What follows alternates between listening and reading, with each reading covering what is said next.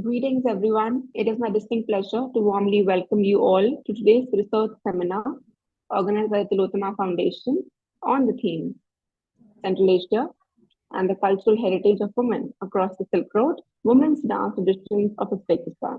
I'm Kamakshi Wason, Global CEO and Director of Academic Programs at the Tillotoma Foundation. Tillotoma Foundation is a global think tank working in the areas of international relations, diplomacy, area studies, gender, climate, strategic, and defense policy. At the outset, I would like to express my gratitude to Mr. Soham Das, Chairperson Director of the Tillotoma Foundation, for his relentless support and vital role in curating this session. At the Tillotoma Foundation, we prioritize diversity, gender equality, sustainability, and impartiality in all our endeavors.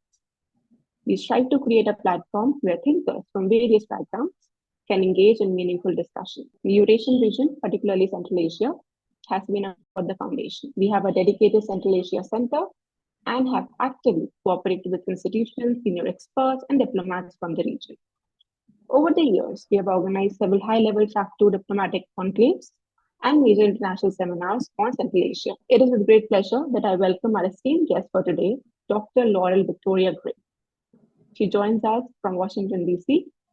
Dr. Gray is an adjunct professor of world dance at the George Washington University. In 2007, she was named honorary professor at the Uzbekistan State Institute of Arts and Culture in Tashkent, Uzbekistan. Since 1995, she has been the founding artistic director and choreographer for the Silk Road Dance Company in Washington, D.C., U.S. Dr. Gray combines her degree in history with decades of field research and teaches dance at George Washington University. Her scholarly articles have appeared in numerous publications, including the Oxford University Press, the National Encyclopedia of Dance, the Encyclopedia of Modern Asia, and the Encyclopedia of Women in Islamic Culture.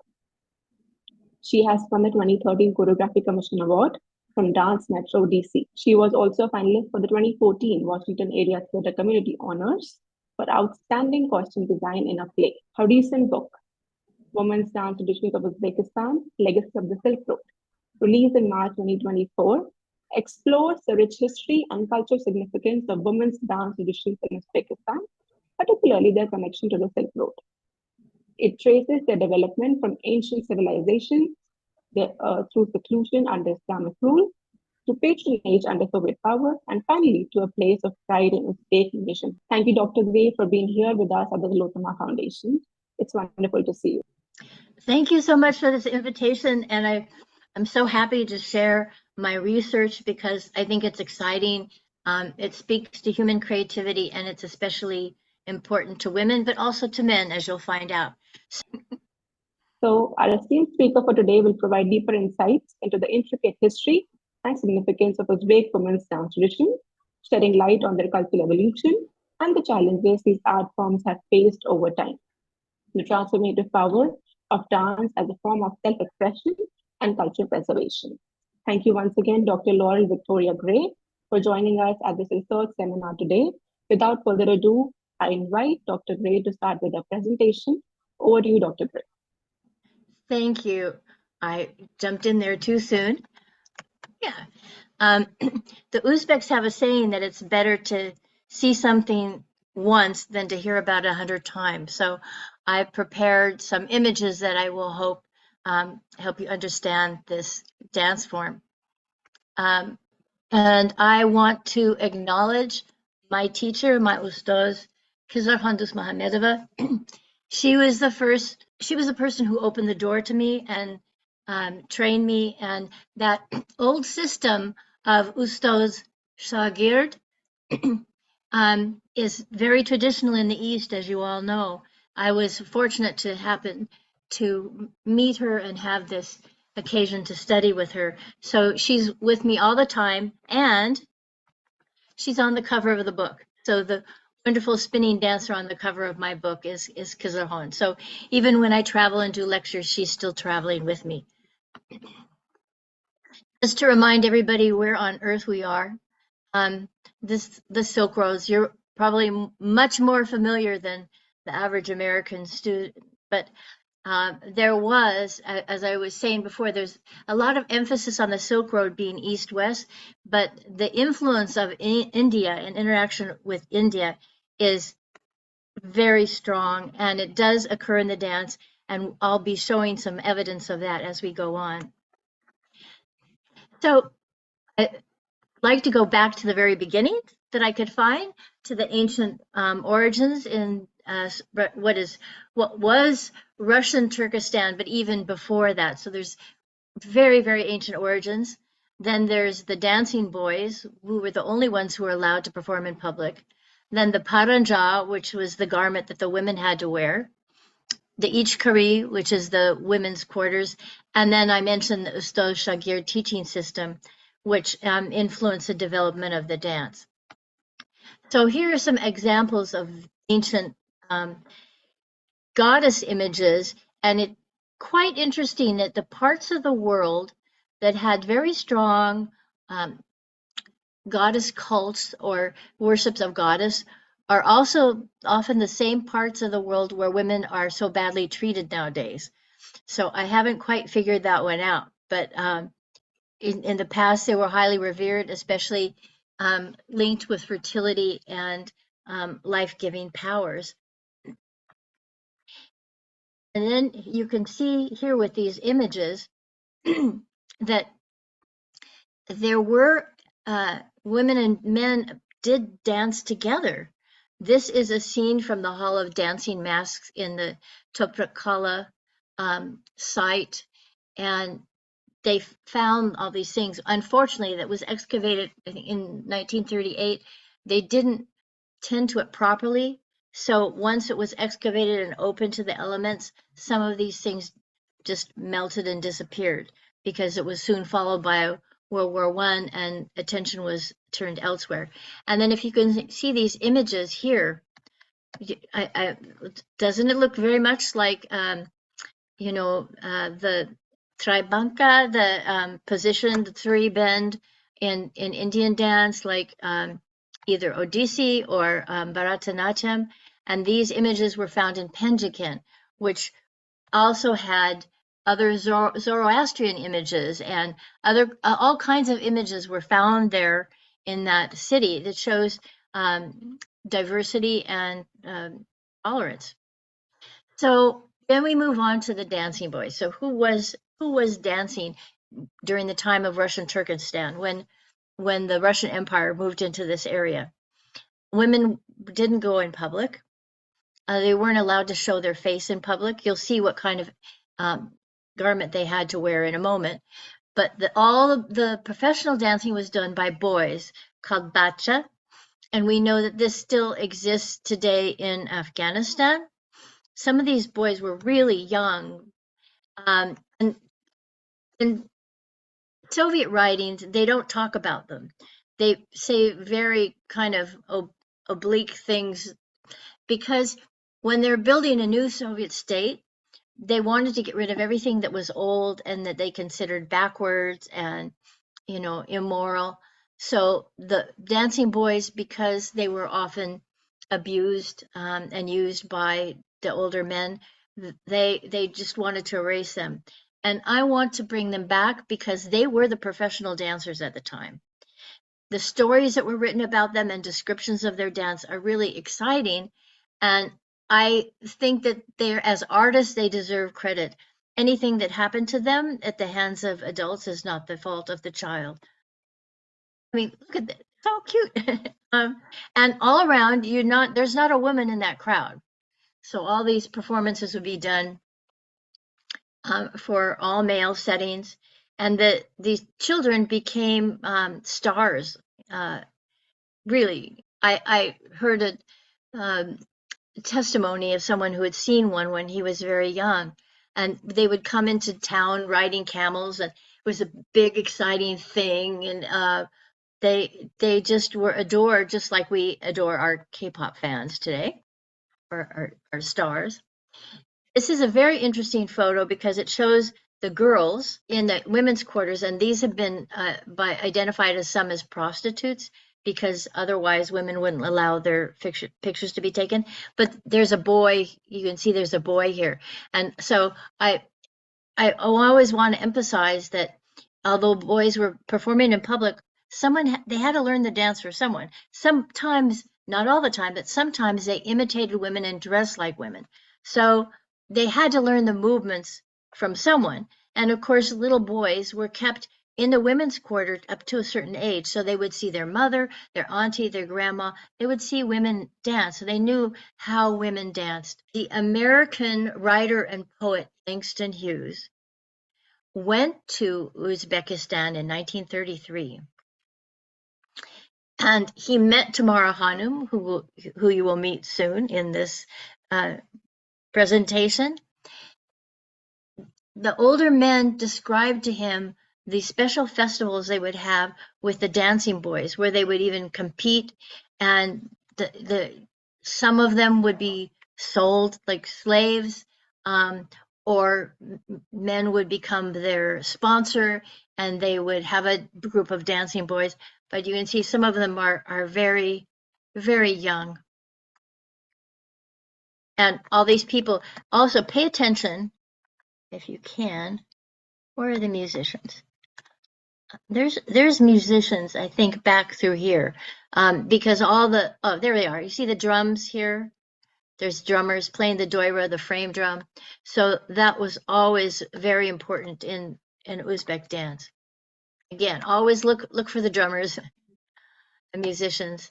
This would be in Hiva, in Khwarezm. So what were the women doing? The women lived in the Ichkari, the inner quarters. So it's a place where only family members could go. So you visited an Uzbek household, there would be a courtyard, and the men's part of the house is in the front. The women, when male guests were around, they would go to the back part of the house, to their part of the house. But they still performed and danced. Now, this would have been a post-Soviet, or I shouldn't say post-Soviet, post-revolution picture, because you have men here. Otherwise, the women made their own music. But to get an idea, that just it's very natural. They would dance. It was something that they expressed. One American diplomat said, well, the Uzbeks they're dance mad natives because they like to dance so much. And if you know Uzbeks, if you're at any gathering and they put on music, it's just so natural to dance. They love to dance, to express that. It's so central to their happiness and joy. This is a probably 1920s photo of women in the Ichkari. It was identified of women who danced. Again, I don't know. Like, so hard to know. Did they dance? Were they? I mean, everyone danced, but were they performers? But women didn't perform in public. When you went out in public, this is what you had to wear. This heavy shroud-like garment is called a paranja. And when I do my in-person presentations, I bring someone out dressed like this, and people react with shock because it's like something ghoulish from a horror movie. So there's this outer robe, but the inner veil is woven from horsehair. And if you've ever touched anything made from horsehair, it's very stiff and uncomfortable. So and it gets very, very hot there too. So if you go outside, you have to wear this and this screen-like chutzva made out of horsehair. Very uncomfortable. So let's look at the different areas, because each area that is in present-day Uzbekistan evolved in a different way, and their dance styles evolved in a different way. Because the Ichkari, the women's quarters, it kept foreigners out, it kept non-family members out, but it also kept things in, it kept traditions in. So they weren't exposed so much to outer ideas or dance forms, and they preserved some traditions, some of them which go back to these ancient goddess worship rituals and blessings. So in this area over by Kyrgyzstan, you have Tashkent, Kokand, Namangan, Margalan, Fergana, and this is the Fergana Valley area, and the dances from there are very gentle and soft and feminine and playful. The clothing is a bit different. This is where they raise silkworms and weave silk. Then you move over to Bukhara, Samarkand area. They look quite close, but I think I figured out if a camel traveled 20 miles a day, it'd take over a week to get in between the cities. So the idea today we see, oh, well, they could have lots of exchange, but it wasn't that easy before the railroad came into this region. So they have a very different dance style, which you'll see, and it makes sense. Look at where they're located. So that they would be in contact with India would make sense. And there was a whole area of Bukhara and a market that only merchants from India lived in and sold their goods at. Then you come out to here, Khiva. This is the Khwarezm area, and it's close to what is now Turkmenistan. So a lot of Turkmen influence and more of the nomadic culture, because that's, as you know, the basic stress between these two cultures, the nomadic culture and the settled agrarian culture, that has been a returning theme throughout the history of this area. So if we go to the Fergana zone, and is everybody able to see the full picture of the screen share all the way across? Okay, so the costume that this dancer is wearing, I didn't mean to do that, is striped fabric called bekasam. Her costume is very typical of the Fergana style, and she's showing a dance that is called Tanavar. And it is old. It's now performed on stage and it's choreographed. Originally, all these dances were improvisational and they were often performed to lyrics. So the dancer would express the lyrics, but it's very, very emotional and it expresses women's inner feelings. And it's not all happiness and joy. It's like longing, just kind of a sadness, a wistfulness, very beautiful and poetic. And my teacher, Kizla Khondus Mohamedova, was really a master of this Fergana style. Then we moved to Bukhara, Samarkand area. And they link because they're culturally similar, and at times Samarkand was the capital, sometimes Bukhara had more influence. So you see the costumes are very different. So this area is known for zardozi, the gold thread embroidery. At times they said only men were allowed to do the embroidery because they said if women touched the gold thread, it would tarnish. So it was quite exclusive to have this kind of fabric, and elaborate robes would be made and given to guests as a robe of honor. The past president of Uzbekistan, when I met him in person, he gave me a robe that was embroidered with this zardozi embroidery. It's considered a great diplomatic gift. But their dance style is quite different. And the kind of dance that they did was called sozande. They had small groups of women, maybe 3 or 4, who would dance and sing. One person would be the leader. She would sing, she would recite prayers. They were invited by women to come into their home. So women performing for other women. So the professional dancers never were seen by the foreigners or even the male population of the area. So what has happened, that the accounts we have of dance in Uzbekistan were written by foreign travelers who came, and they only wrote about the dancing boys, the beautiful dancing boys. And they did not write about the women because they were not allowed into a Uzbek household. So then that got translated on or conferred on to the next generation of post-Soviet scholars who said, well, Uzbek women didn't have their own dance style. Only the boys dance, and anything that they did, they got from the boys. So just, we have a story, you might have that too, like if a tree falls in a forest and there's no one to hear it fall, did it make a noise? If an Uzbek woman danced in her household and there was no one there to see her, does that mean she didn't dance? There was no European male traveler to write an account. So of course they dance and they entertain each other. They put on plays. The poetry is very beloved in Uzbek culture, and the women made up poems and they would have poetry competitions. So they had a very lively life in that sequestered part of the world, in their realms. Now, here's the interesting thing. Please take a look at these dancers. They have bells, heavy bells on their ankles over here as well.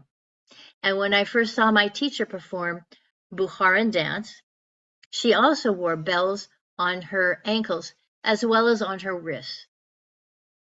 But they've stopped doing that.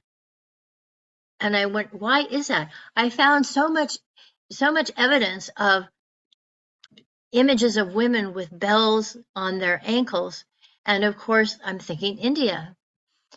Also, if you know mudras in Kathak dance, this is like kilake, friendship or closeness. I don't know if I can show it to you right. There we go.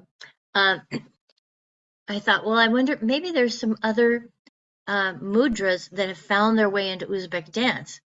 And I found what, like Stanga is one. And then I found certain poses that they sometimes do in Kathak dance. It needs to be explored in more detail. But I didn't want to delay my book, but there's so much here that just hasn't been investigated. But I think there's a very deep kinship. I also think that this kinship was responsible in a way for the development of Kathak dance under the Mughals, because during the Uzbek rule of the Mughal dynasty, they kept this contact with India and Bukhara, and I think that had a big influence on the development of Kathak, which, as you know, the placement of the legs is quite different than other styles of Indian classical dance. And there's another element as well, which that slide is coming up later, and that's the spins. The dancing boys were famous for these quick spins that they would do, and they would dance often outside in a big plaza with all the men sitting around, as you saw in the photographs. So the men would watch, the boys would spin, and those kinds of spins are called chark. It's also called chark in the dance of the whirling dervishes, and that sure sounds a lot like chakar, which of course is the name for the famous spins in Kathak dance. I think it's the same. They also do some knee spins, so which is unusual. So I think it's definitely there. It just needs more investigation, and I believe some of this goes back to the Sogdians, because apparently the Sogdian word for wheel is also chark, and chark also can mean wheel because it is like a wheel. You're turning and spinning. It's a sagittal spin instead of just this kind of spin, more of a sagittal spin. So this is the kinship of these dances, and I really think that Kathak is the closest living relative to that old style of Uzbek dance. And the third style is the Khwarezm style, and that is from that area around Khiva that I showed, that's closer to Turkmenistan, and it's also closer to the Turkmen raiders who would come through, because the caravans, Khiva is like one of the first stops as you leave Persia and start heading east.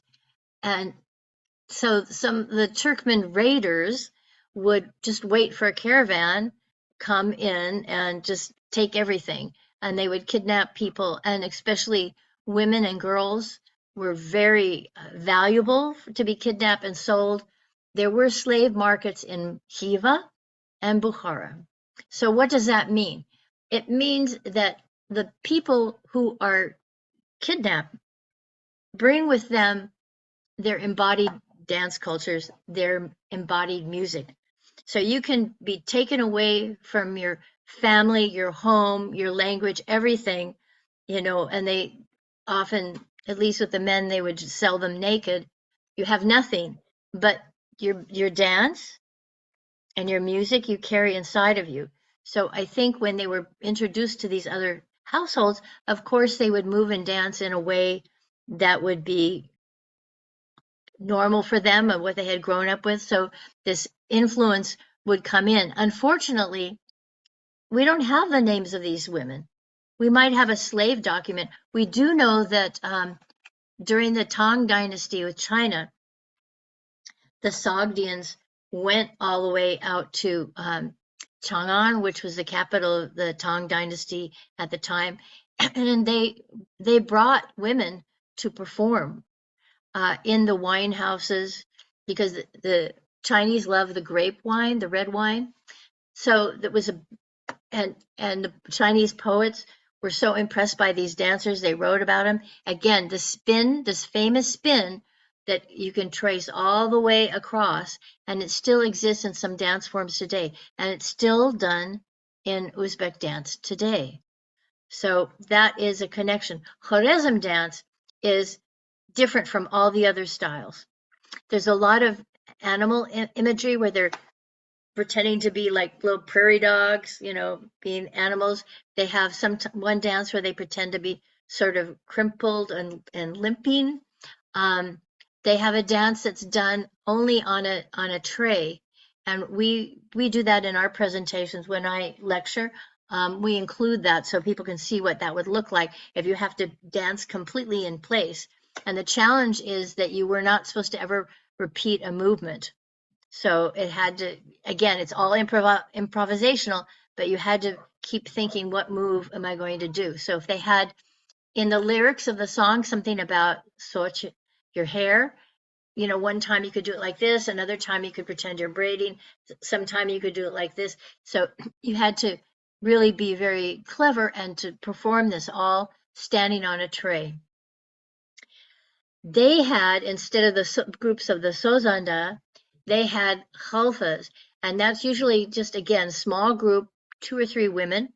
One would dance, one would play accordion, which may seem strange to us, but that's some instrument that came into the area from the Russians.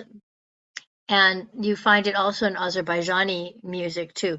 What they used before that, I don't know, because they have their own instruments for other kinds of dance. But they would dance. They often wore bells on their wrists. And this is a very humorous dance, a very lively dance. And there's a legend connected with it that when the human body was made, it was just form, but it had no soul in it. And then some music was playing, and the body started to wake up and tremble. And the Khwarezm style has all these trembling movements and the head's moving all the time. Where with the other forms, like with Fergana, you would maybe use the head movement only at the end of a phrase. And this Khwarezm style has a lot of trembling and shaking in it. It's fascinating to watch, and they have a festival every 2 years called the Lazgi Festival, which is devoted to the main dance, this trembling dance in its different genres. And they put it on right there in Hiva, out under the open sky. It's really quite an impressive event. But they're doing their best to try to preserve and promote this particular dance form. The jewelry is different. This is very modern jewelry that she's wearing. But in all cases, the jewelry emphasizes the movement, the costume emphasizes the movement. And if you notice these big feathers that both of them, it's kind of hard to see because it's a light background. The feathers are always worn on the left side, on the same side of the heart. So with feathers, their connections with birds and ritual and sacred meaning. So there's nothing with with your clothing or your jewelry that didn't have some kind of significance, either as a protection or as good luck or some, fertility, because people were very much concerned with those issues, and anything that you could wear that would protect you would be good. So there's the spin. This, of course, is a drawing because we don't have photographs of bachas performing because cameras couldn't do that back then. But I think this is a wonderful depiction. You can see the movement. There's very smaller bacha out here dancing. You see it's all male watching. And in the fuller picture, men would sit on rooftops, or younger boys, they would climb up trees and watch the dancing in the courtyard. And they could dance at once. Several dancers perform at once, but they weren't doing a unison choreography. They're all interpreting the music and the rhythm in their own way.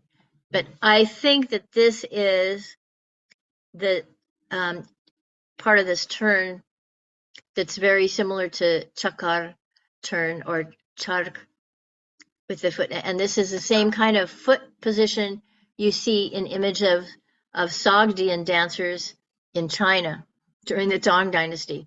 So, if you've got a good dance move, it's going to stay around because, as I said, Chinese poets were writing wonderful verses about the dances. So you could get attention. It was one famous dancer who became also a musician and a comedian. He said that he was able to do 360 of these chark turns in a circle. So if he's going around a circle, and each time he did something like 10 spins, anyhow, but he could do this. It was like he was so known for this ability to spin so fast like this. It was so impressive that that's why whenever the bachas were performing, and the instruments that are used are very loud outdoor instruments, so you would hear that and you would know, oh, something's going on. In Tashkent, for example, in the autumn, which is when most of the weddings are held, and they would be traditionally held outside, although now they've moved into fancy hotels. You'd always hear the karnai, the big trumpet, and the nagora drums, and you knew, there's got to be a wedding in the neighborhood. So you're drawn to the sound. So let's just kind of get anchored here with a timeline. Of course, you all know the Bolshevik Revolution, 1917, but also almost immediately followed by outbreak of civil war and lawlessness. And this was so difficult and traumatic for everyone. And some of the first children who came into those dance companies were orphaned girls. And it makes sense because when you have war and civil war, children lose their parents. Then Tamara Hanum, who you're going to meet, she joined a theater group. She was born in 1906, and she was actually dancing from childhood, because as a kid you could go to the other children's house and dance for the women, and she was known, oh, she's so talented, she can sing and dance. But her parents are actually Armenian. They were from Baku in Azerbaijan, where there was an Armenian population, and the father was involved in a revolution there. So instead of killing him, they exiled him to the Fergana Valley, to the Margalan area. So they were like this for a while. I think the lonely Armenian family there. Then she learned Uzbek language, and she learned the dances of the neighbor. She was always fascinated by dance and music, and she wanted to learn, what's that song? What's that movement? Then you see the establishment of the Republic of Uzbekistan. Of course, the capital now is Tashkent, but originally it was Samarkand. And then I'll have images of the Paris exhibition, the ethnographic concert ensemble, the Hujum campaign, and the 1929 deaths that followed that campaign. So 1917, now we're going to emancipate women. Part of this socialist goal for equality and to free women, also important workers, they want them to and the emphasis on education. Everybody needs to be educated. So this is what was going on, and there was big reaction. You can see she's cast off her paranja, and the family is very upset about this. So this is Tamar Khanum. I was very fortunate that I got to meet her in person several times, and we corresponded for a while. So she explained that she was really young. I mean, all through childhood she was performing, but really seriously, she was performing in Margalan, her native village, and it was with her whole life. So when she said, "I only want to do one thing. I only want to dance or be where the karnai and surnai play." So karnai is that long trumpet that apparently was invented to frighten elephants because in war at that time, they used elephants, and the noise was so loud and disturbing, it would frighten the elephants, and then they would turn and run away and trample the troops behind them. Surnai is a reed instrument, sort of like a clarinet or something. And there were puppeteers and tightrope walkers. So the performing arts was very syncretic. It was all these different things involved with it, including humor competitions. So back to this idea of the Ustaz Shagir tradition. So her Ustaz was Ustalim Kamilov. He was master of playing the doira, but that was just a side profession because his real earnings came from carving these big wheels for the carts, these big wooden carts called arba that were pulled by donkeys or horses. And so that's what his regular job was. But he knew all these different rhythms. And what's sad is today we only know perhaps 40 of the rhythms that Uzbeks used, but at one time there were over 200. So he taught Tamara Khanum the rhythms, the dance, and he was her ustaz, her teacher for her life.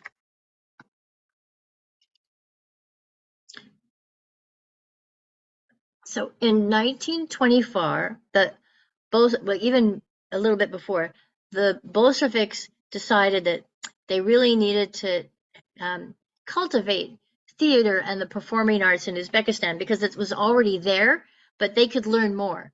So they would select talented young people from Uzbekistan and send them to Moscow to study at the theater there, at the theater studio. And one of the famous teachers there was Vsevolod Meyerhold.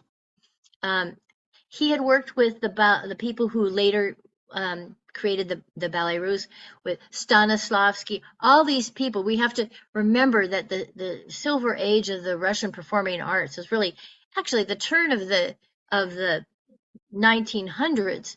The great music, art, dance was being created by Russians. So some of them after the revolution left, but some of them stayed on. And this very creative gentleman, Vsevolod Marhold, was one of them. And so they had these studios and they would train these people. And we see here Tamar Khanum looking adorable. This is her husband, Muqtadin Karyakubov. So the way they met was she was put in charge because she was performing with a small revolutionary group that would bring information to the villages. So that they obviously they didn't have internet or telephone. How do you get the news out to the people that, oh, by the way, we've had a revolution, we have a new government, and this is what the new government is going to do for you. So she was performing with this group, but she was very young, and they decided that when she wasn't on stage, she could be in charge of guarding the costumes because they didn't have money. They have to borrow costumes, clothing from the local neighbors. Like someone's playing the role of this role. Do you have something they could borrow? So it was her job to guard these robes. And if they were like the gold thread embroidery ones, they're very valuable. So she's guarding this, and this tall young man comes in, good looking, and he starts talking to her, and she goes, he's gonna try to steal one of these robes. She was kind of, he's, oh, I saw you perform. Yes, you're a really good performer. And then some other people, very famous, came in and said, oh, Tamara, this is Muhtadin Karyakubov. He's very famous. And he, tomorrow you're going to perform together. You're going to perform a lapar. A lapar is a kind of song and dance combination. It tells a story.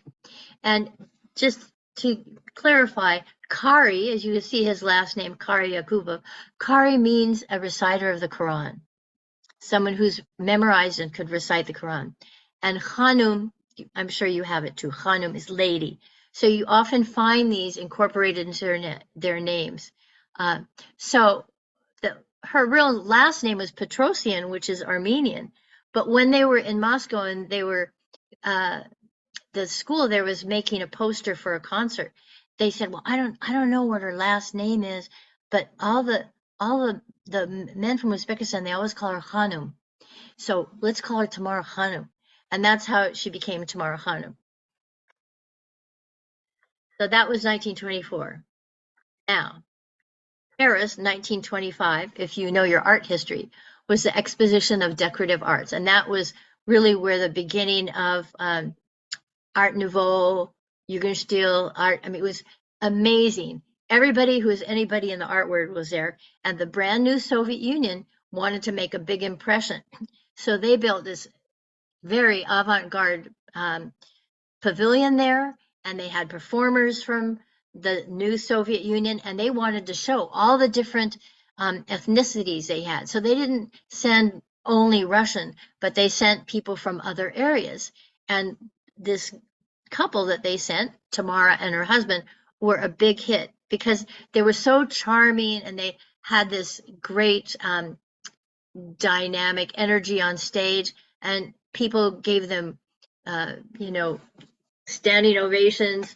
So they were like ambassadors for Uzbek culture.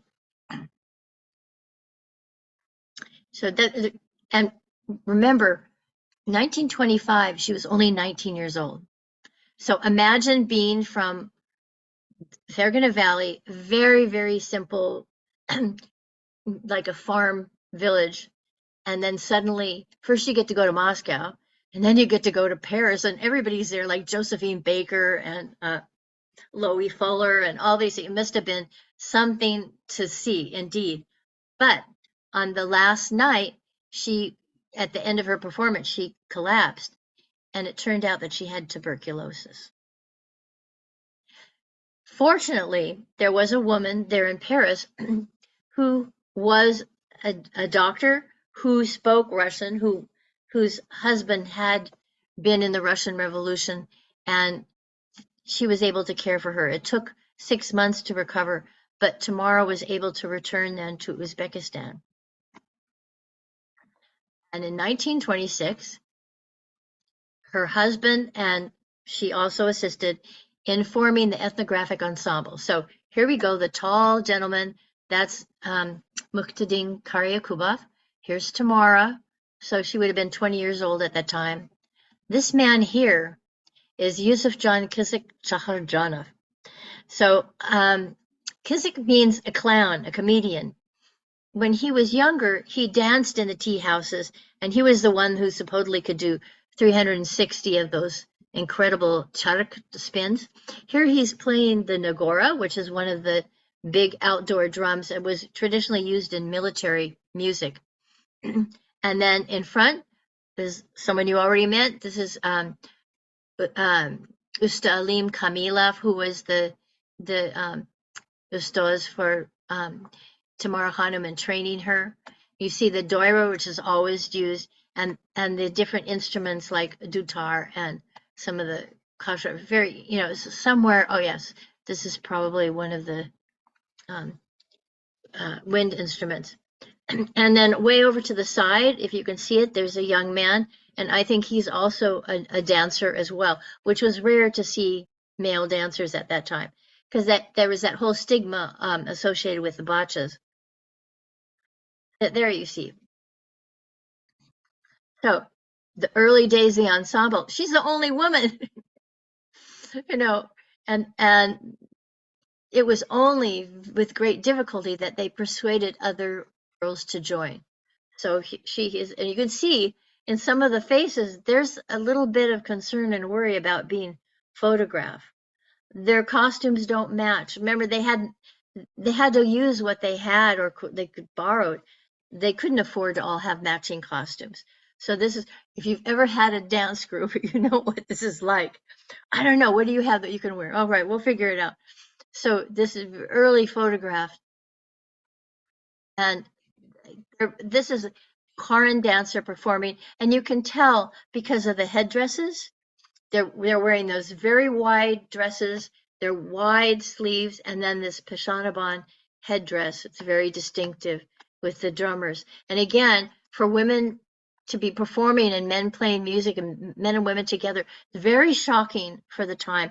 And they did get pushback on that. And Bukharan dance traditionally, some of it is performed kneeling. Now, when you're in a performance area where everybody's just sitting around, maybe on cushions, and you're right in front of them, you can do that. It's when you go on a concert stage or other venues, if you kneel, you get out of the range of the eyes of the audience. So you see that a little bit less in Uzbek dance, stage dance now. These young women, so young and really brave to be able to do that. And you can see their braids. Look at all these braids. So traditionally, unmarried girls could have as many as 40 braids. Now the professional dancers only wear 6 braids. And some have stopped wearing braids at all, which I think is a pity, because the braids move when you dance. They're a kinetic part of the dance. So some young women started to come into it, but Tamara would go to the different villages with this performance group. And one young woman, Mukaram Turgambayeva, she went to the performance. She says, "Oh, that's what I'm going to do. I want to go to theater." But she was maybe, I don't know, 13 years old at the time, and her father had passed away. But she knew that she had to sneak away, because her uncle would not. It was the head of the family. Well, never totally the head. Her uncle was the head of the family, would not give her permission. So it took her 2 years to escape, but she did, and she became the founder of the famous Bakhor ensemble.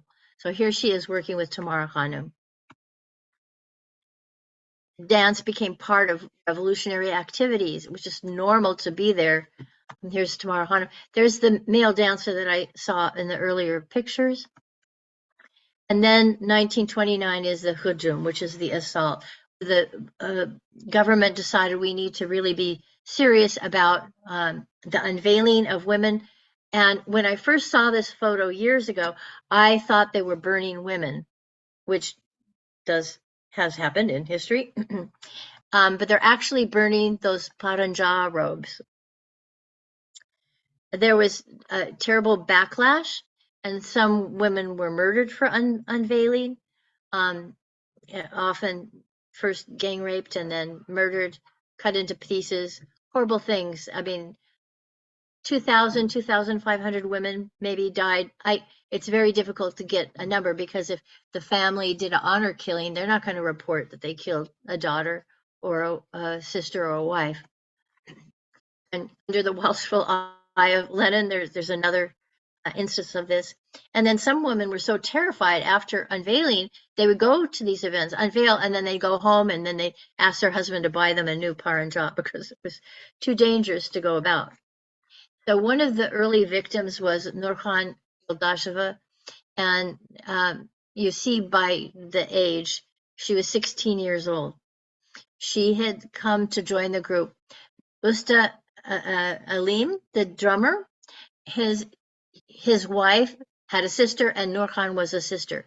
So the sister tried, like, come on, join us, it's great, be part of this. So Nurhan joined, and they did a performance together in Samarkand. They came back to Margalan, and the group had just come back, and someone ran to her and said, "Oh, your brother wants you to come home immediately," because her family lived in Margalan. She came home, and it had all been planned ahead of time. The brother stabbed her to death. So she's one of many martyrs, but the 16-year-old girl who just wanted to, dance and show her face in public.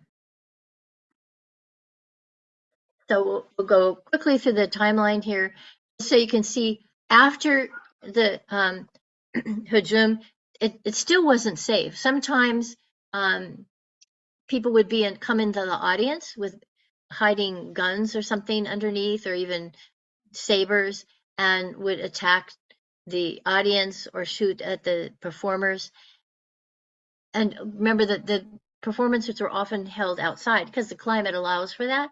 So you could easily, the crowd kept shifting and you could come in. But they really started to put on big performances, create theaters. And what I love is that 1933 is when Langston Hughes meets Tamara Khanum, and then she also opens the first dance school in Tashkent. And what's significant here is that in spite of some really demeaning and dismissive remarks made recently by Western scholars about Tamara Khanum, the Americans who actually saw her in person perform were very impressed with her. Same with the London Folk Festival. So there's just other things that you can refer to since this is recorded. And let's go on. This is Langston Hughes' description of seeing the first performance he saw by Tamara Khanum. And of course, he's a poet and a writer, and our famous African-American poet and writer, and beautifully described her performance and said that she was the Eastern genius of dance.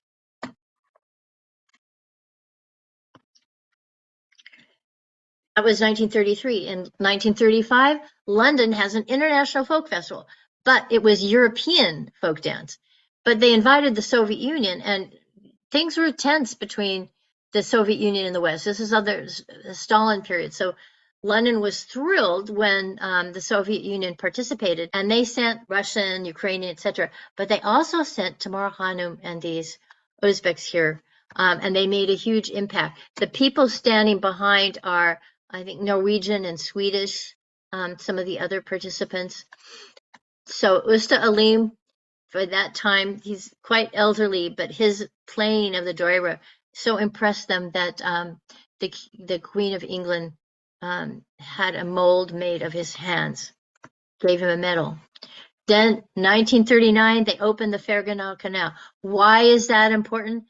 They had thousands of people from Uzbekistan and Tajikistan voluntarily come and dig this canal, which they needed to get water from the Amudarya to go,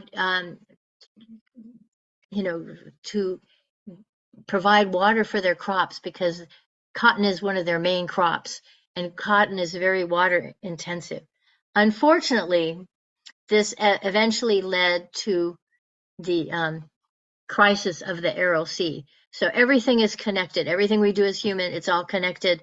But it was a joyous occasion. And as I said, if you go to the link on the at the end of the table of contents in the book and take the apostrophe off of the women's, you can go to the website and it has footage of the opening of the Fergana Canal and a movie that was made later to depict it. And it's quite an exciting thing. So you see how dance was already, the women were out in the open, they were part of public events, part of important celebrations. 1941, Germans invade, and the dancers go to the front. They voluntarily go to the front to perform for troops. Or in Tashkent, they perform at hospitals for the wounded. And so many refugees were sent to Tashkent because it was behind the lines. So Moscow sent their great musicians and St. Petersburg, they're musicians, they're artists, all their people who they considered national treasures, they sent them to Tashkent. One family took in orphans of all different nationalities. And that also became a famous film called You Are Not an Orphan. So if you can imagine all these kids, very, very different and homeless, but what this Uzbeks love children, and they open their home and their hearts to these children. So I'm going to close up now just with a few more remarks there, because those were the most difficult years, but then they had to go on to figure it out. How are you going to train people? Because the Ustad Shagird method's only good one-on-one. How are you going to train a large group of dancers? And Mukarram Turganbayeva, who studied with Usta Alim and also Samara Hanum, she said, you know, the first people, they weren't Uzbek. They were Tamara Hanum, who was Armenian, and Gafkar and Russian and all these other people. So Armenians, Russians, Tatars. So it's always been multi-ethnic. The whole area, the whole history of Uzbekistan has been multi-ethnic. And then this important thing, she has to understand that they've all been grown up with a certain mindset, women being very submissive. They shouldn't do that, they shouldn't do this. And she said, in fighting for the liberation of a woman, it's necessary to fight with the woman herself.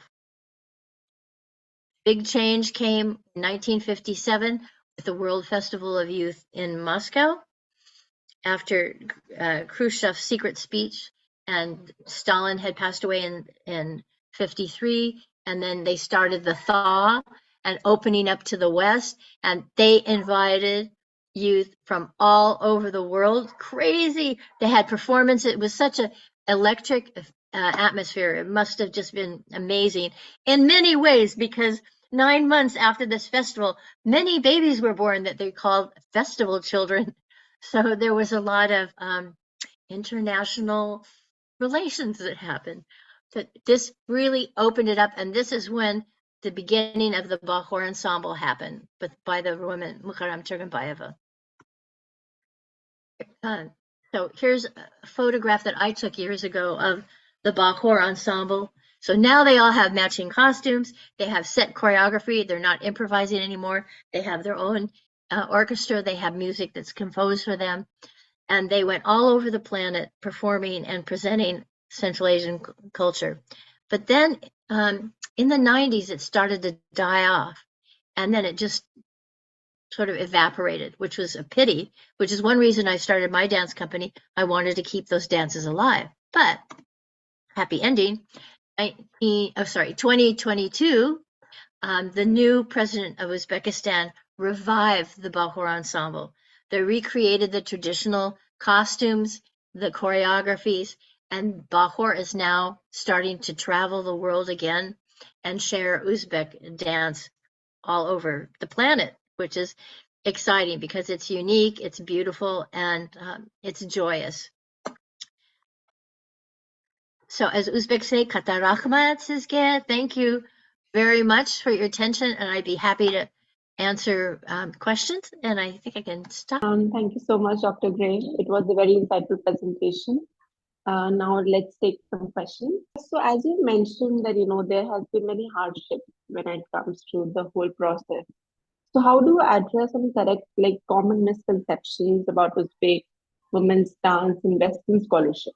Well, yes, many Western scholars just sort of ignore it. That if you think that women didn't have any dance of their own, then they say that everything was invented. It's all new. And those 3 regional styles that I introduced to you, they said, oh, that was made up. But those 3 different areas were distinct political entities, and they often made war on each other. So it's not like they got along.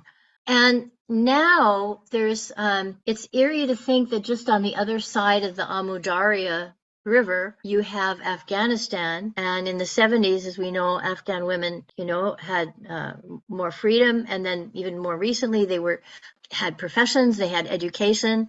Just a few years ago, the Afghan embassy here in Washington, D.C. invited my group to perform and also do a special performance in honor of Jalaluddin Rumi. And I couldn't even believe it. What? Afghanistan, they're letting us women perform in the embassy. It just seemed like unheard of. But then what happened, the diplomatic relations are broken now.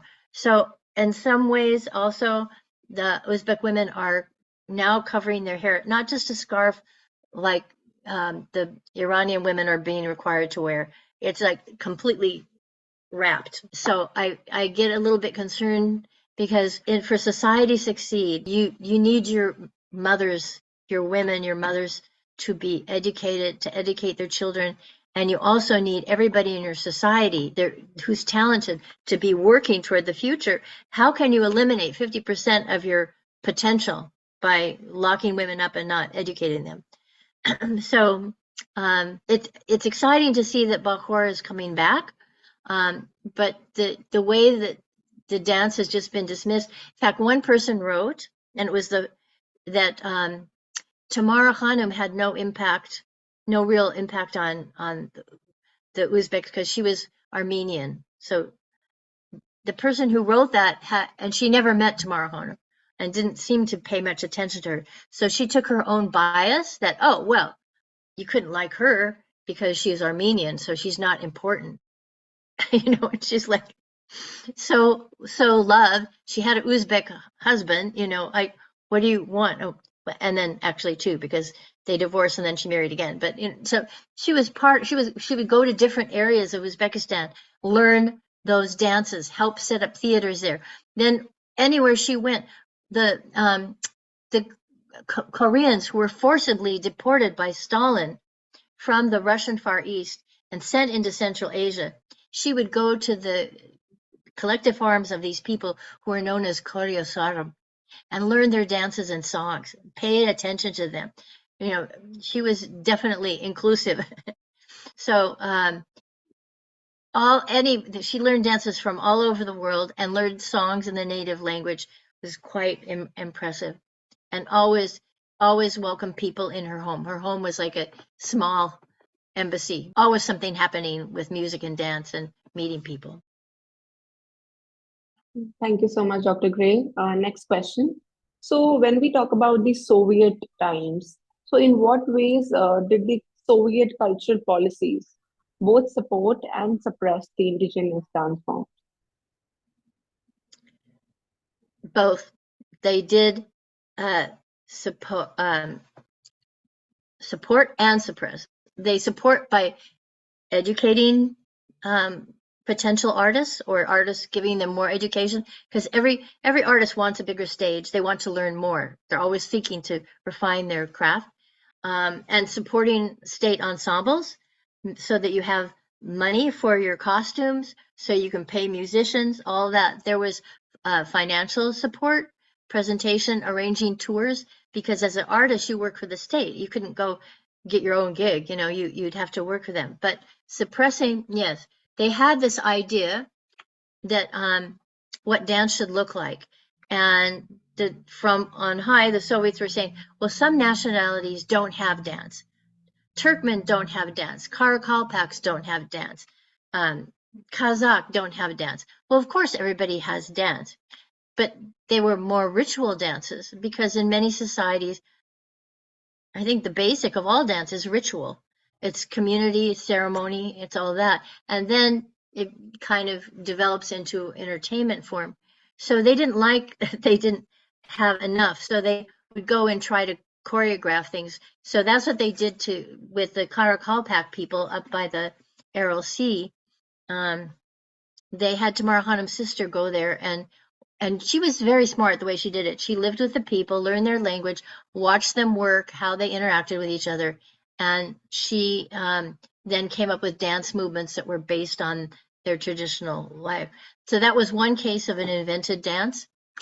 But they also tried at one point the Soviets tried to get rid of the doira, the big frame drum, which is the basis, it's the heartbeat of all the dance. And when we will perform at the Uzbek embassy next Wednesday, one of the dances will be done only to doira, only to the frame drum. So they wanted to get rid of it because it had connections to Sufism and shamanism. And they wanted, there was an atheist state. They wanted to get rid of all of that.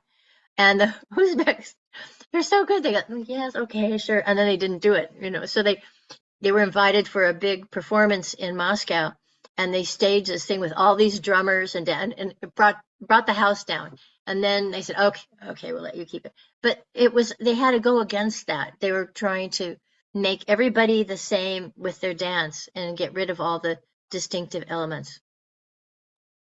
Thank you so much, Dr. Tay. We have a comment and a question from the audience.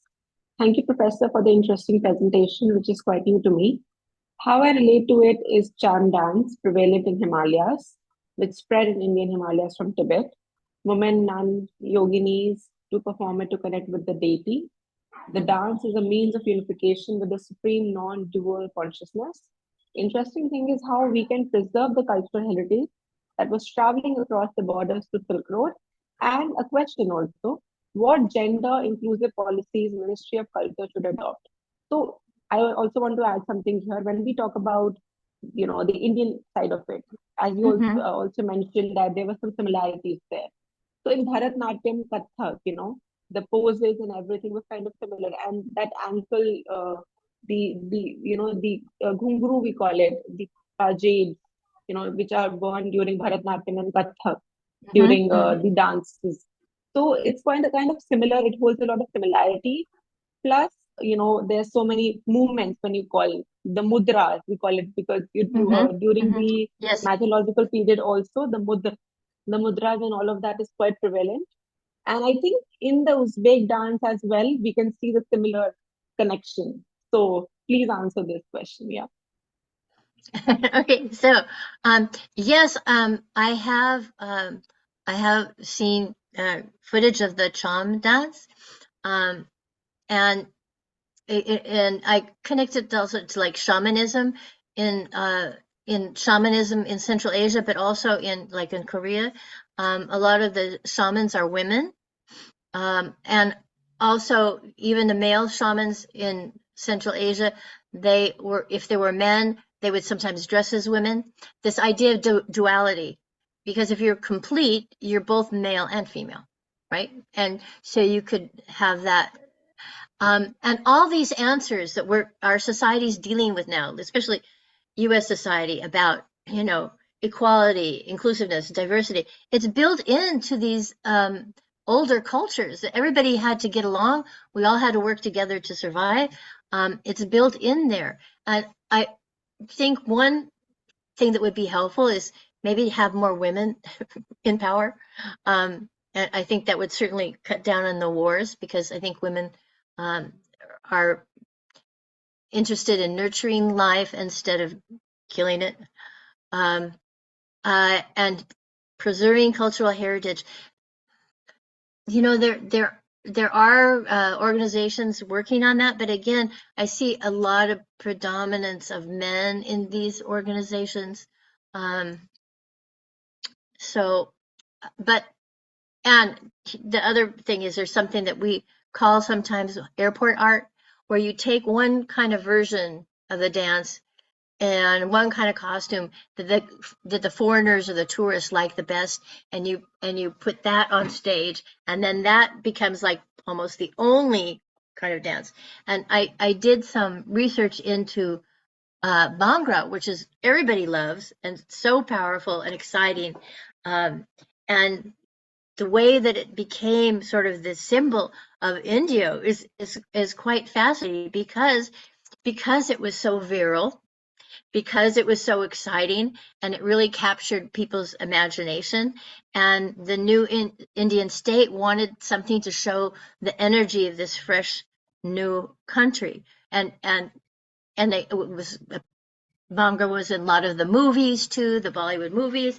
So, and it's completely taken over at George Washington University. The very first contest, Bhangra contest, which is now happens every single year. It started, they call it Bhangra Blowout, but it was the first intercollegiate contest. It started at George Washington University, and everybody, and I think it's wonderful. We all should learn each other's dances, because Native Americans say, if you want to understand a culture, a person, if you want to understand a man, walk a mile in his moccasins. I say, if you want to understand a culture, do their dances. How do they express joy or sadness or gentleness? You know, move the way they do to their music, and then you start to embodiment. So, cultural heritage, I think we just have to keep asking for it and supporting it. And when someone does something that isn't the mainstream acceptable, because if you look at the pictures of the costumes I showed you, the old ones, they're very complicated with all the jewelry. The dancers now don't wear those as complicated. And some of them have even stopped braiding their hair. So support the people who are really trying to do the old stuff, but also support people who want to innovate, because dance is never static, it's always changing. But you need to keep your roots. A tree needs to have strong roots. It'll put out new leaves every year, but keep the roots strong. Yes, Dr. Ray, and being a Punjabi, I can definitely relate to Bhangra because in our weddings, we see a lot of Oh, that yeah. happening, and I think our weddings are very incomplete without Bhangra and the Punjabi dance. One of our And when you dancers talk, is getting yeah, married, and her new husband is Punjabi, and so we're all like, we're really excited about this wedding, and we do have a Bollywood inspired piece that we're going to perform, but we said no, we're not going to try to do Bhangra because we'll just look silly. So, but we're excited to see the whole wedding. Yeah. and I think when you do Bhangra, it's like a total workout because the Yes. position, the movements, and everything are kind of like just like you're doing aerobics, you know. And And what was also you interesting, mentioned about, yeah, and you also mentioned about non-duality. So I wanted to talk about in our Hindu mythology we have this concept of Ardhanarishwar. When we talk about Shiva and Parvati. So Shiva is yes, both. yeah. Shiva is shown as Hmm. a male and a female. So, he represents that. So this concept is also kind of similar in Indian mythology and Indian concepts as well. And all this has been around for so long, but you know, when and when I teach my global dance history class, I said that it's sort of like here's you have these cultures. They're really interesting. They have fabulous dance forms. They have all this wisdom. They respect nature, and then the foreigners come and ruin everything. So, especially the British. But I can say that because I'm partially descended from that. So I guess I can consider my own can criticize some of my own lineage.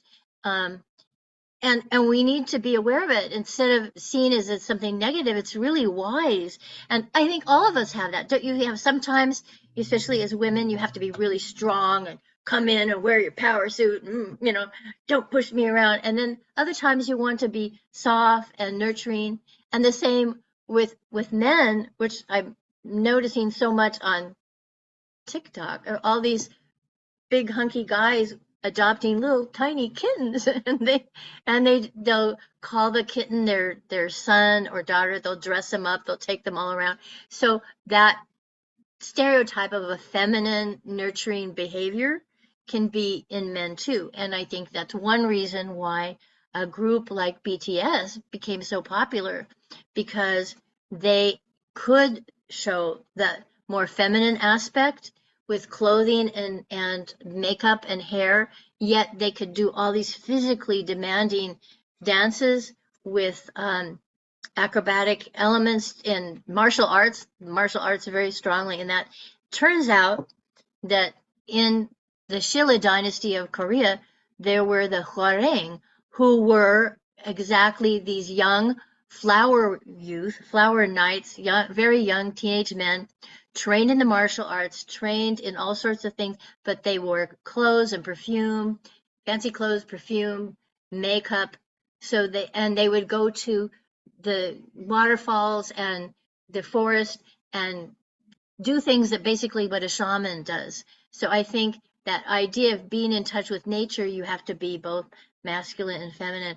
I just hope we figure it out before we blow up the planet. Like if we figure out this wisdom, then I think we have a chance to survive. But it all comes from respect. It all comes from respect. Yes, and also one more thing that how dance, as as a form, can connect different cultures and ethnicity. Like when we talk about K-pop, I recently discovered that there's this Indian girl who's part of a K-pop band. She's singing there. So, you never know. People in the previous times used to have this misconceptions that a person belonging to the same ethnicity can do that thing. But like Mhm. nowadays, things are actually evolving. You can learn. You can get to Mhm. know things while communicating, while studying, while doing research. So I think things are getting more evolved and on the right direction, I feel. Yeah, and it's so exciting. When I started my dance company, I didn't have any Uzbeks in it. Then eventually some Persians came because we have a lot of Iranian in this area, and then maybe some Turks, and now Uzbeks. Um, and the fact that the Uzbeks were willing to train me, like they could say like, well, you're not Uzbek, we don't, you shouldn't go do your grandmother's Swedish folk dances, but it's not fun to perform. So that idea of being open, and because we're all connected now, we can take lessons, and we're all mixing internationally, marrying internationally. I have whole sides of my family that are Japanese and Thai and African American and um, Latin American. So that's part of it, and it makes us all richer for experience. So that idea that you have to stay in your same lane, that's not helpful. Yes, thank you so much, Dr. Gray. So Yeah. now when we talk about the post-Soviet Central Asia and the dance traditions in Uzbekistan, its evolution. So what do you think? What is the government's role today? Well, this is the exciting part: is that this new president has realized that Uzbekistan's great national resource is the women and girls. They're talented, they're smart, and then with this dance art, because the men are dancing too. And what's great, they're including more and more men. The men in Kharezm have always danced, but by doing this, so everybody has a chance to be on stage. But I think the president has realized that this is a wonderful resource, that Uzbek dance is unique, that people like to see it. It represents a country, just like Bhangra became a symbol of virile India. And they took the dance school that Tamar Khanum had founded, and then it had turned into a high school, and now they've made it a academy of choreography. So you can actually get like a bachelor's degree, and they're also doing up to PhD studies in this. So the government support has been behind it, and supporting festivals like the Lazgi Festival and all these other kinds of cultural festivals they're having in different areas, and they always have a dance part of it. So having that government support is really important. I always complain that in the US, we don't have a Ministry of Culture. We have a lot of bombs and airplanes, but we don't have a Ministry of Culture. So I feel that's important. The other part, though, is that then you get the government deciding what goes on stage. That's the other side. So I have complete freedom with my dance group because we don't have any government money. But the downside is we don't have any government money. So there's always a payoff. So uh, it's tricky. But I think this government, this president is very much behind promoting culture and international relations and international events and sending people to and from. So that is a very positive development, especially compared to the days under Stalin in the Soviet era. So did you get a chance to visit Uzbekistan with your group? In 2005, I have actually, the first time I went to Uzbekistan was in 1973. And then I've had a total of 14 trips there, and I even lived there for 2 years. But we did go in 2005, a small group, couldn't take the whole company, and performed at the Shark Taranalare Festival, which is the Melodies of the East Festival. So that was great. And at that time, a couple of my lead dancers were blondes. So, um, but people accepted that because everything else was right. The costume and the movements and everything, they were right. But it was a little shock. In fact, one locally, one Uzbek fellow who's new to the area saw the company perform, and he said, "I heard the music, I saw the dancers, and I got up closer, and they were doing Uzbek dance, but they didn't look Uzbek." I said, "Well, you're right, they're not." So that can be strange, just like the first time I saw Kathak dance being performed by a blonde. But all her movements were right, but I thought like it's something kind of strange about it. So, but now people are trying all kinds of different things, so crossing cultures, it's a great idea. Yeah, thank you so much, Dr. Gray. So now I want to talk about the research. While writing the book, you have done a lot of research.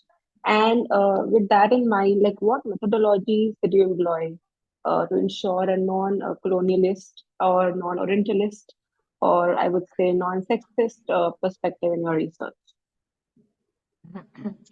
um, well, in graduate school, I got very interested in Russian Orientalism because the kind of music that I really loved as a child growing up was all this sort of like Rimsky-Korsakov and Alexander Borodin, all this had a very Eastern kind of sound to it. And I thought, well, how did that come into Russian music? So as I started studying that, I found this very rich vein of Orientalism in Russian culture, going back to the Mongol invasion, no doubt. I mean, the Western countries like UK, well, at that time, England and France, for example, they didn't live right next door to an Eastern culture, but Russia did. The borderlands were these nomadic Turkic people. So they had firsthand contact. So as I started to see that, I was very aware of that vein, and because I got so deep and attached to Uzbeks, I was very angry when I would see them being dismissed because, well, the Russians did it because they, or even these scholars, like they couldn't have had, the Uzbek couldn't have any sophisticated culture on their own. They had to learn it from the Russians. It wasn't the case. I mean, I'm all too aware that when my ancestors were running around in animal skins, the Uzbeks Ulugh Beg had figured out the exact length of the year from his star chart that was only off by 4 minutes. I mean, it's pretty amazing accomplishment. And then colonialism is it's everywhere. And there's a famous Russian film called Derzu Usala, and it's about Russian soldiers. I think it was under the Tsar. They're sent to the Far East. They're sent to the Far East, and they are here. They're supposed to be so sophisticated and advanced, and out in that nature, they were like babies. Everybody is an expert in their own field, right? So they get out there, and this native man, Dersu Uzala, he very patiently, but he saves their lives on many occasions. They don't know how to survive in the environment, and then I realized, no, it's a different kind of wisdom. It's a beautiful film. It was a joint Soviet-Japanese production, and I think you can find it online. So I was very impacted by that. Just that why would you dismiss and this is so interesting. These cultures are so interesting, and they have so much to give, and they have been around a lot longer than some of the cultures that are dominating them. So that just once you start being aware of it, then you see it in everything. And then the gender issue, of course. I mean, if you're a woman and try to do anything, I mean, so many times. I mean, I was even told in graduate school by a professor, graduate school is for men. You shouldn't be here. So that made me really angry, and I worked hard to get an A in his class because I was so mad. Um, and that to be told that you shouldn't even be there, you don't have any right to just, and women have to put up with it so much. And have you heard about the bear and the man story that's going around now? Does it, like, would you rather your daughter be lost in the forest and encounter a bear or a strange man? And women are saying that I'd rather the bear because you might be able to scare him away, or he doesn't come there with intent to violate you. But the man can't be trusted, and if you get attacked by a bear, people will believe it. But if you get attacked by a man, people won't believe it. They'll think you're lying. So that this causes controversy. But that's something that really needs to be healed in all societies. That yes, we're different. We're very different. But there's not a difference in intelligence. And if anything, each gender has a different kind of intelligence. And, boy, I wish I were taller. I wish I were stronger. I wish I had that. But I have other things as well. So it's just so pervasive. And when you read it, it's shocking, especially when you read things from over 100 years ago. But then, it's still running loose in American society, and it's getting worse. So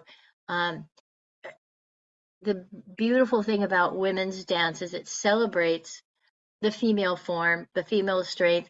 We have our strength, and Uzbek dance shows that. And when you see, I mean, to spin as quickly as they need to spin in the dances, or have the stamina to do a dance concert, nonstop, all that is quite beautiful. So it all, as I said, it all comes from respect. But I kept coming across it. In fact, one scholar had written from a male scholar from Australia said that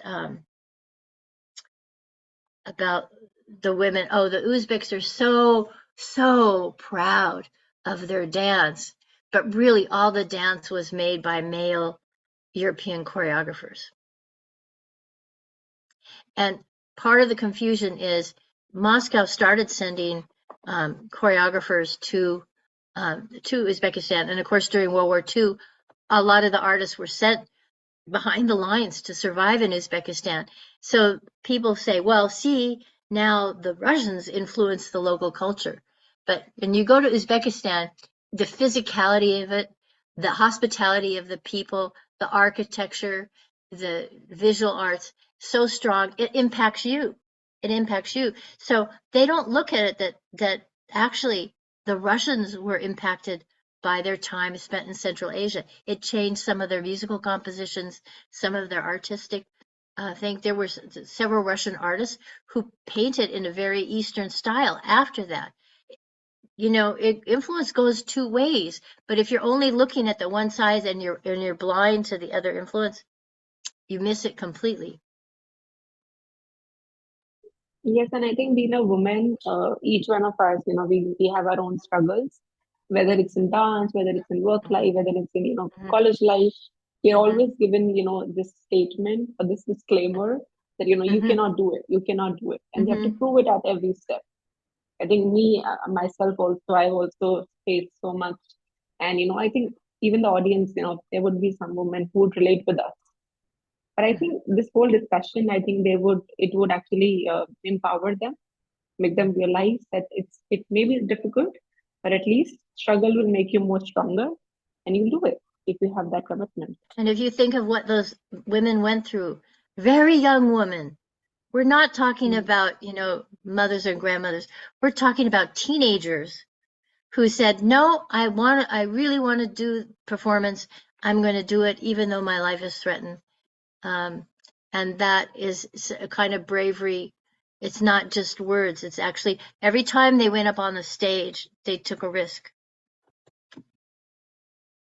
And even to do that spin, that's not easy. I've seen many Kathak dancers do that. It will actually just, make you hallucinate, or like, you will lose your mind. Like it's not that easy wearing that heavy lehengas and that whole attire. It's very heavy. Plus the ornaments and all of that, they are also weigh a lot. Then you have to take spins. So it's not that easy to do that. I studied the spin that we often call dervish spin in Cairo because they have their spinning dance called Tanora, and the skirt that they put on me is very heavy, and you have to go. And I mean, at first I could only do it for a few minutes, and then finally I was able to do it consecutively for over 20 minutes. But it's sort of like jogging only on one leg because all the weight is on the one leg. And you have to build for it. So that's like the physical ability and then mental. But I got a kind of a vision while I was doing it that I think that's where the legend of the flying carpet comes from. Because when you spin, the hem of that tanura skirt or the lenga goes out and it's kind of rippling. And if you were on a carpet, it's kind of like that perspective, and I think that's what the flying carpet is. I think because Just you're balancing yourself on it, you're creating that balance, and once you do that, you master it. It will just flow on in the same direction, and you won't fall. It's but yeah, it's quite a thing. It's funny. My teachers are going. They're smoking and drinking coffee, and they said, you mustn't smoke, you mustn't drink. I said, well, I don't drink coffee. Well, I don't smoke and I only drink coffee. Oh, right. Well, you can have it in the morning, one little, but you can't smoke. I said, you're smoking. Well, but we know how to do it already. So that was it. But it's true. It's anything we want to accomplish is going to demand physically, mentally, spiritually, psychologically. But they were so brave. I don't know if somebody said, go and perform, but we're going to shoot you for doing it. I don't know if I could do it. Would I be brave enough? I don't know. I think that's the main question. Like, are we that much brave enough to do that? In today's time, specifically. Yeah. Yep. Thank you so much, Dr. Gray. So the next question, when we talk about the archives, the preservation of these archives. So during your research, did you find any online platforms or digital archives which are dedicated to preserving and promoting those big dance? Oh, that's a tricky thing. So I started to find more things. One advantage I had is that every time I went to Uzbekistan, I would be given books and things. And so I had all, because I started writing during COVID. So we were all isolated. So I could refer to those things. I started to find things online, like the document about the new president declaring that there would be an Academy of Dance there. And I also went to the Museum of Tamara Khanum, and I had actually worked there for a while when I was living in Uzbekistan. So I knew them and I knew the people there, and asked for some photographs. But they really need to be properly scanned. There needs to be work done. And here's the problem. Dance doesn't get documented as much. Certainly in pre-Soviet times, it's not documented because you shouldn't even be looking at a woman, let alone writing about her. So that's a challenge. But they're trying, and you have things like Soviet programs. Like I have some programs of Tamara Khanum's programs of when she danced and what numbers she performed and what she sang, what she did. So I think there needs to be a push to really digitize everything because it's so rich. And the great tragedy is that, for example, with the Khwarezm dance, they were invaded and many times, but in one of the invasions, they destroyed all the archives. So I think it was the Arabs that did that when they came through.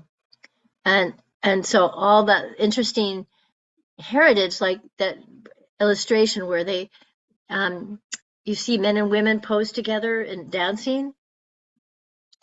What interesting information was lost. So I have friends who work at the Library of Congress, and they always say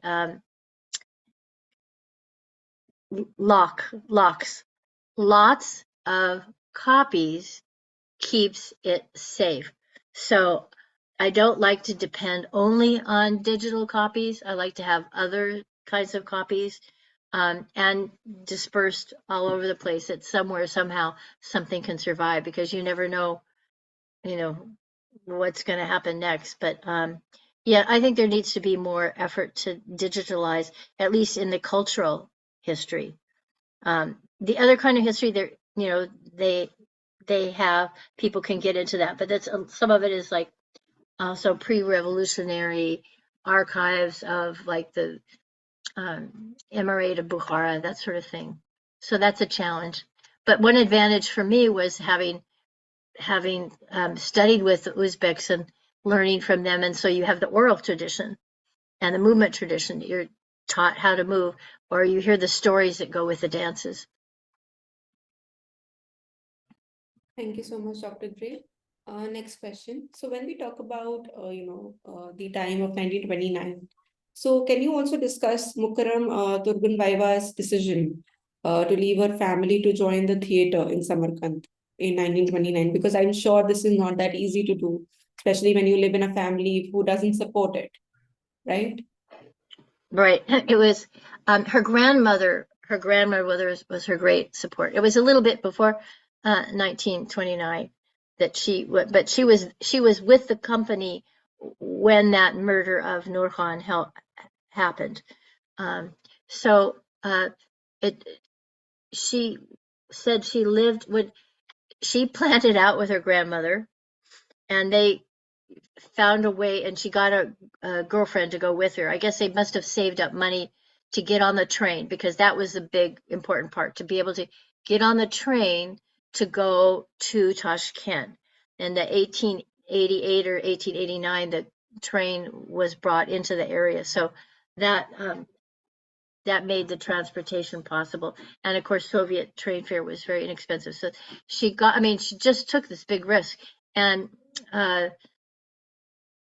they were given a stipend as these young students once they got there, but they'd never handled money before. So they spent all their money like the first few days, and it's supposed to last them a whole month. So they had to just drink. There's something called kefir. It's like fermented milk. It's actually good, but they had to live off that and just pieces of bread because they spent all their stipend. But that she said that she was always afraid that her father, because her father had passed away, that her uncle would send someone. He would either come himself to kill her, or he would send someone to murder her. And so she was always nervous about this. And finally, Usta Alim, the diarist, and his wife took her in, and so then she started to calm down. But she said the trauma was so bad that only when she was performing did she feel natural. And apparently she was always had her shoulders kind of forward, as you do if you've seen anyone who's timid or afraid. They'll do this, and then finally that her shoulders were able to open and come back, because she finally felt safe. And that's just one person experience. That's just the trauma of one person. So multiply that a million times. Very difficult decision to do that. And she says, when you make the decision to go to the stage, you make a decision to leave everything you know, your family and friends, you must leave it all behind. Definitely. Thank you so much, Dr. Gray. So also, can you put some light on the premiere of the Ulugh Beg opera? Because I want to know that how did the opera during that time in 1942 reflect the cultural identity and history of Uzbekistan? Okay, so this is exciting because Ulugh Beg is one of the heroes of the Uzbek people. And if you go today to Samarkand, you can visit the location of the observatory that he built with his amazing calculations. And we forget that at that time in the East was much more advanced than the West in like mathematics and astronomy. So to choose Ulugbeg as a theme for opera would be very dear to Uzbek people. And the person who was to play Ulugbeg was Muhtadin Karyakubov, the first husband of Tamara Hanu. So they had, I've seen images of the set design, which is very dramatic because it recreates that astrolabe. We've all seen them on a small scale, but he made really huge ones so that you could, it's like a metal railway that goes up in a curve so that he could position his viewing of the stars at night. And his observatory is up on a hill, so it would look out over the city. So I think the final scene was there because he does end up getting murdered, and this actually happened. He was murdered because he was looking into things that people conservative religiously thought that by looking into these things it was somehow blasphemous. But actually, I think it makes you more fascinated by the world when you see how everything is connected. So that was important. And there's one famous dance that became part of the opera. It was a dance that always existed in the Fergana Valley called Munajat, which comes from the Arabic word to play or to pray or complain to God. And but they took it and made it a little bit different and had the dancer portray the snake that was going to bite Ulugbeg and poison him. So she was doing these special movements. And so what you do if you put your hand like this, a serpent's head is triangular shaped. So, and then she would do these movements that look very snaky. Now the original Munajat does not have that context. It's really a cry to God, help me. I'm so sad. What shall I do? But it became using a traditional dance form and then giving it this other meaning in the opera helped give dance an important role in opera. So originally vocal music, instrumental music, puppetry, circus arts, dance. They were all one in Uzbek performing arts. They weren't separated. And when the Soviets came, they started separating them out. Well, okay, you can train for the circus over here. You can train for opera over here. But for the especially the beginning years, the dance was really part of the opera too, of the performances. So, and they're a little bit closer together. I mean, we certainly have operas in the West that have some dance in them, but it was really strong in the early days of the development of Uzbek opera. And then they developed ballet. And even though Westerners would say like, oh, Uzbek dance is based on ballet, no, because in ballet you have to have a turnout. Your feet are very turned out and your knees are turned out. And there's none of that in Uzbek dance. And they don't leap. Think of the basic dance elements of ballet, arabesques and leaps and things. It's very vertical. That's not in an Uzbek dance. But there is Uzbek ballet. So these young dancers, again, always looking, what else can I do? I've mastered this. What else can I learn? So they started learning ballet, and then they would create dances that had ballet, that were actually ballet, but they would add these beautiful, soft hand movements and qualities, and they would even take an Uzbek costume and adjust it, make it out of like sheer chiffon and a little shorter because a long dress would get in the way of all the footwork you have to do. So they blended the two and made a very beautiful Eastern ballet. But it was definitely based on ballet, but that wasn't their folk dance. So, yeah, the opera Ulugh Beg. I mean, it just I'm trying to think if I've never seen a production of it, but they have other ballets I've seen. And they have just recently refurbished the Opera House in Tashkent, which was not the original place where they performed, but later it was built. It was actually built during World War II, and beautifully constructed. And they took, toward the end, Japanese prisoners of war, brought them to Tashkent and have them work on it. And when the big earthquake hit in 1966, all the buildings around the Opera House crumbled, but the Opera House stood because, you know, Japan has lots of earthquakes, and apparently these Japanese workmen knew the secrets of preventing damage from earthquake, and that saved it. So if there's ever an earthquake in Uzbekistan, I have been in a couple, but I thought the best place to be is in the Opera House.